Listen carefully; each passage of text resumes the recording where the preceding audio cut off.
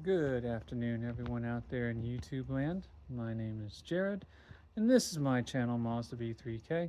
In this 5-minute fix, we're going to cover flushing out the brake system of your 2010 Ford Fusion 3-liter. Without further ado, let's get started. Quick little bit of background information. This vehicle uses DOT3 brake fluid. That's alcohol based, and I forget the fancy word, but basically an alcohol based fluid eventually attracts water. It just is going to happen. So when that starts to happen, your brake fluid goes from being clear to that, and that's not good. So we're going to get this out and we're going to put some fresh in. I'm going to show you a fairly easy way to do that. So the first thing we're going to need to do is head to the rear of the vehicle, and we need to take off a tire. I already skipped ahead a little bit. Got this up in the air enough that I can take it off. It's going to be a 19 millimeter. If my... Oh, don't die on me. Don't do it. There it goes.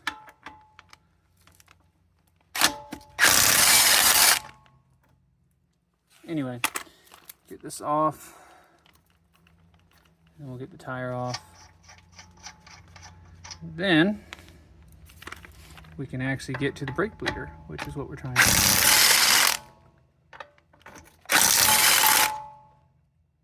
All right. There we go. Get these two on.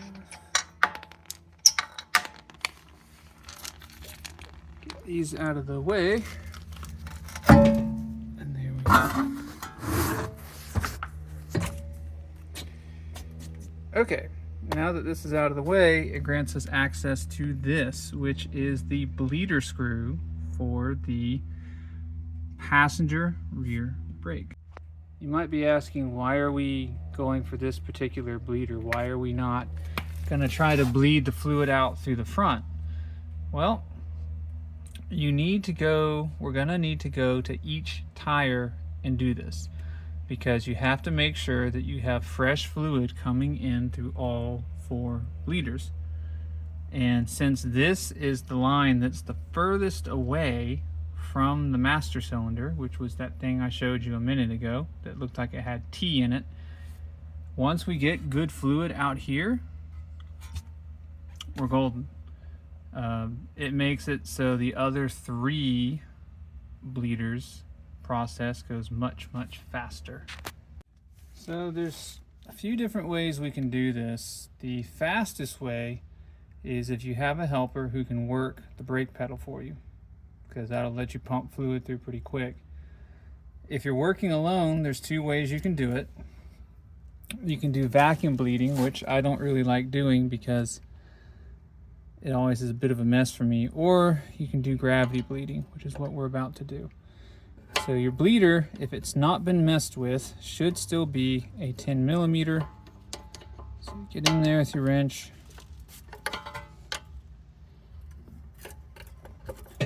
Try to crack it open. Wonder if somebody messed with it. Not somebody, be me. That's the Quickie Shop messed with it, but I don't think they did. Goodness. Now, as you're seeing here, if you haven't messed with this in a while, it could actually be a little tight. So you may want to get some penetrating lube or, mallet, hammer, something to help convince this to move. But whatever you do, don't strip this out, because then it gets real difficult to replace this. So let's not strip it. All right, I gave it some bonks with my 4-pound hammer, and I convinced it to loosen up. Now, what can also happen if you see no fluid coming out after you loosen it? I've loosened it quite a bit. We should be seeing fluid here. If you don't see fluid, what can also be is that your bleeder is clogged. And in that case, you want to take it all the way out, which is what we're doing here. Oh, there we go.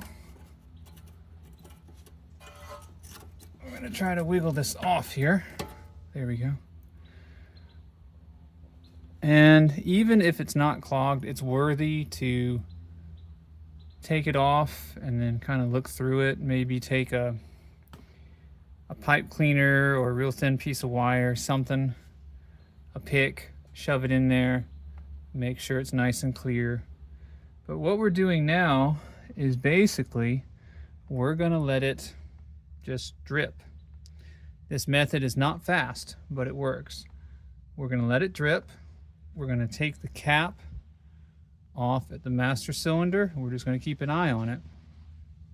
And when we start seeing fresh fluid, which should be clear and white, for lack of a better term, but clear in color, then it should be good. See, one way you can check to see if you don't mind how nasty brake fluid tastes, just blow through it and see if you can shove air through. If air goes through, great. If it doesn't, you got a clog.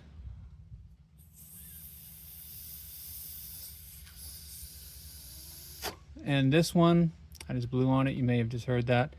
It's fine. It's moving air just fine. I vaguely remember now that when I did these rear brakes a couple months back, that they were clogged, and I did have to unclog them because they hadn't been touched in a very long time. And I live down a dirt road, so you get, you know, stuff like that. Anyway, let's go look up at the engine and see how we're doing on our fluid level. So what will also help it flow faster is take this cap off and help a little bit. So our fluid level is fine. We want to make sure that as we're doing this, we don't let the fluid level drop below the bottom of this reservoir, because if we do, we're going to introduce air into our brake lines, which is no bueno. We don't want that. So just periodically come by, make sure that this is above the bottom of the tank here, and we'll be good. So I'll check back in with you guys when I actually have meaningful updates. So if you happen to get a helper, you can do this. You can open the valve and then tell your helper down. Yes. Okay. And you'll see fluid come out. And then they'll need to keep their foot down on the pedal until you get the valve closed again. Then you can say up. And then you repeat that process until you've got basically clear fluid shooting out of this bleeder. And once you have that, the line is clear and you can move on to the next wheel. Okay, down. So this is the driver rear, and you'll notice this is only the second time I've had my wife pump the brake, and the fluid's already blowing clear. The first pump was pretty nasty. Second one's mostly clear, and that's because we took care of the longest run first, the passenger rear. So we'll do a few more pumps, make sure we're good, and then we're going to move on to the fronts. And honestly, the fronts can be done in any order. The big ones are the back. Strictly speaking, you're supposed to do the rears, and then the front passenger, and then the front driver, because that's the shortest run of the master cylinder. But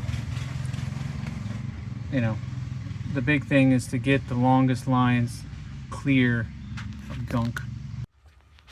Alright folks, here's our end result. That's the master. After going around, I've topped it off multiple times, and we've gotten all the wheels bled. And so now this fluid's not quite clear because I've had it on the shelf for a little bit, so it's already absorbed a tiny bit of water, but it's way, way better than what was in there. Put that on. Now you're good to go there. And your end result here should be some pretty foul looking stuff, which that is. All right, that's all there is to it. This is a good repair. Alrighty folks, that's going to do it for this video, where we successfully flushed out and replaced all the nasty brake fluid in my 2010 Ford Fusion SE 3.0 liter V6.